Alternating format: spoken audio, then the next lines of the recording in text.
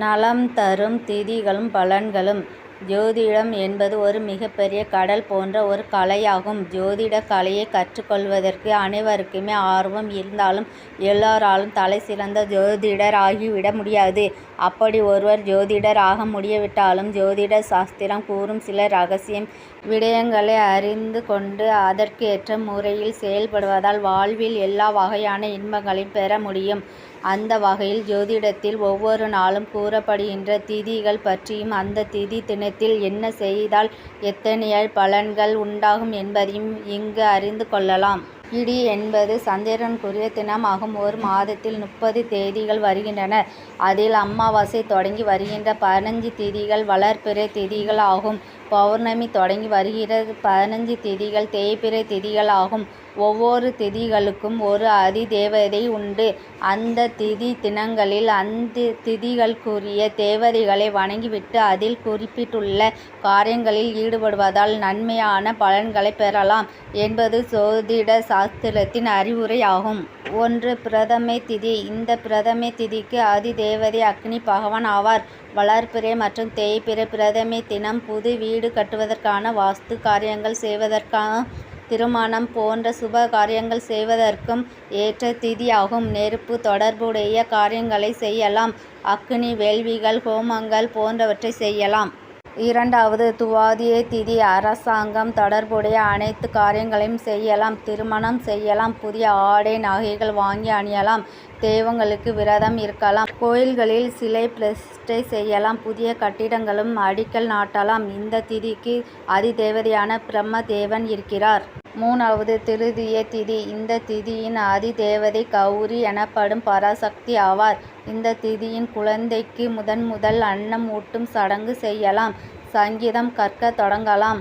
சீமந்தம் செய்யலாம். சிற்பம் செதுக்கும் காரியங்களில் ஈடுபடலாம். அலங்கரித்து கொள்ளுதல் போன்றவற்றில் ஈடுபடலாம். அனைத்து விதமான சுப காரியங்களுக்கும் உகந்த திதி இது.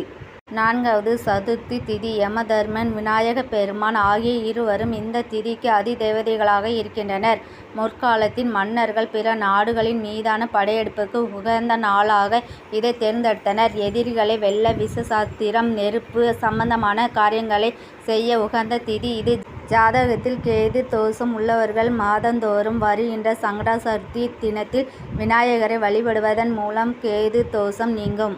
5. பஞ்சமி திதி. அனைத்து சுப காரியங்களையும் செய்யலாம்.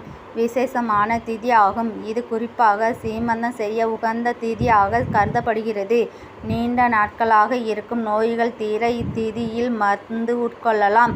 அறுவை சிகிச்சை செய்து கொள்ளலாம். விஷம் தொடர்புடைய பயங்கள் நீங்கும். இந்த திதிக்கு நாக தேவதைகள் ஆதி தேவதைகள் ஆகின்றனர். எனவே நாக வழிபாட்டுக்கு உகந்த திதி இது. நாகதோஷம் உள்ளவர்கள் இந்த திதியில் நாகர் சிலையை பிரதிஷ்டை செய்து வழிபட்ட நாகதோஷம் நீங்கும். நாக பஞ்சமி விசேஷ தன்மை கொண்ட திதி ஆகும். 6. சஷ்டி திதி. இந்த திதிக்கு அதிதேவதை கார்த்திகேயன் எனப்படும் முருகப்பெருமான் ஆவார். சஷ்டி என்றால் 6 என்பது பொருள். 6 முகம் கொண்ட முருகனை வழிபடுவதன் மூலம் நன்மைகள் பெருகும். முருகனை சஷ்டி விரதம் இருந்து வேண்டிக் கொள்பவர்களுக்கு சகல நன்மைகளும் ஏற்படும். நன்மக்கள் பெரு உண்டாகும். சிற்பம் வாஸ்து போன்ற காரியங்களில் ஈடுபடலாம். புதிய ஆபரணங்கள் தயாரிக்கலாம். புது வாகனம் வாங்கலாம். புதியவர்களின் நட்பை ஏற்படுத்தி கொள்ளலாம். கோரிக்கைகளில் ஈடுபடலாம். புதிய பதவிகளை ஏற்றுக்கொள்ளலாம். 7. சப்தமி திதி. இந்த திதியின் ஆதிதேவதை சூரிய பகவான் ஆவார். இந்த திதியின் 7 குதிரைகளை பூட்டி ரதத்துடன் உள்ள சூரியனை வழிபடுவதன் சிறப்பான நன்மைகளை தரும். தொலைதூர பயணம் மேற்கொள்ள உகந்த திதி இது.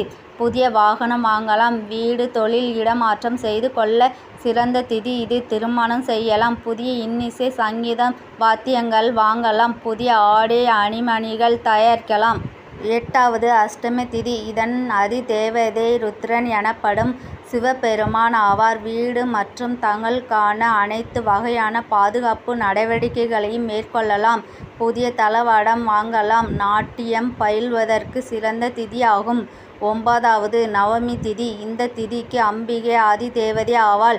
எதிரிகளை பயத்தை போக்கும் திதி இது. தீமையான விடயங்களை அனைத்தையும் ஒழிப்பதற்கான செயல்களில் ஈடுபட சிறந்த திதி இது. 10வது தசமி திதி. இந்த திதிக்கு யமதர்மன் ஆதி தேவதை ஆவார். அனைத்து சுப காரியங்களிலும் ஈடுபடலாம். மாத சடங்குகளை செய்யலாம். ஆன்மீக பணிகளுக்கு மிகவும் ஏற்ற திதி இது. தீர்த்த யாத்திரை மேற்கொள்ளலாம். கிரக பிரவேசம் செய்யலாம். வாகனம் ஓட்ட பழகலாம். அரசு காரியங்களில் ஈடுபடலாம். 11வது ஏகாதசி திதி. இந்த திதிக்கும் ருத்ரன் எனப்படும் சிவன் ஆதி தேவதை ஆவார். தெய்வங்களுக்கு விரதம் இருக்கலாம். திருமணம் செய்யலாம். காயங்களுக்கு சிகிச்சை மேற்கொள்ளலாம். சிற்பம் செதுக்குதல் தெய்வ காரியங்களில் ஈடுபடலாம். 12வது துவாதசிதி. ஆதி தேவதை விஷ்ணு பகவான் ஆவார். பொதுவாக மாத சடங்குகளில் ஈடுபடவும் தெய்வீக காரியங்களில் அனைத்தையும் மேற்கொள்வதற்கு ஏற்ற திதி இது. 13வது திரையோதசி திதி. இந்த திதியில் சிவ வழிபாடு செய்வது மிக விசேஷம் ஆகும். நீண்ட தூரம் பயணம் மேற்கொள்ளலாம். புத்தாடை அணியலாம். எதிர்ப்புகள் விலகும். தெய்வ காரியங்களில் ஈடுபடலாம். புதியவர்களை நண்பர்களாக்கி கொள்ளலாம்.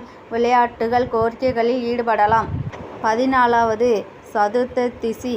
மகா சக்தியான காளி தேவி இந்த திதிக்கு அதிதேவதை ஆவாள். எனவே புதிய ஆயுதங்கள் உருவாக, துஷ்ட சக்திகள் எதிரிகளை வெற்றி கொள்ள, தீய சக்தியை ஒழிக்கும் மந்திர பயில ஆகிய செயல்களுக்கு ஏற்ற திதியாக இருக்கிறது.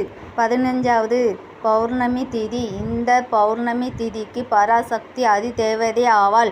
உங்கள் நலம் மற்றும் உலக நலத்திற்கான ஹோமங்கள் செய்யலாம். கோயில் சிற்ப வேலைப்பாடுகள் மங்கள காரியங்களில் ஈடுபடலாம்.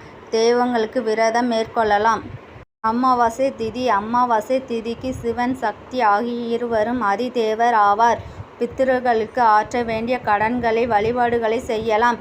தானம் தர்ம காரியங்கள் செய்ய உகந்த திதி. இயந்திரம் சம்பந்தமான அனைத்து காரியங்களையும் தொடங்கலாம். பொதுவாக திதிகளில் வளர்பிறை, துவாதியை, திருத்தியை, பஞ்சமி, சப்தமி, சதமி, ஏகாதசி, சுவாதி, திரையோதசி ஆகியவற்றை சிறந்த திதிகளாகும். தேய்பிறை காலத்தில் வருகிற துவிதியை, திருத்தியை, பஞ்சமி ஆகிய 3 திதிகளும் சுப திதிகள் ஆகும். தேய்பிறை காலத்தில் இந்த 3 திதிகளும் மட்டும் சுப காரியங்களில் ஈடுபடலாம்.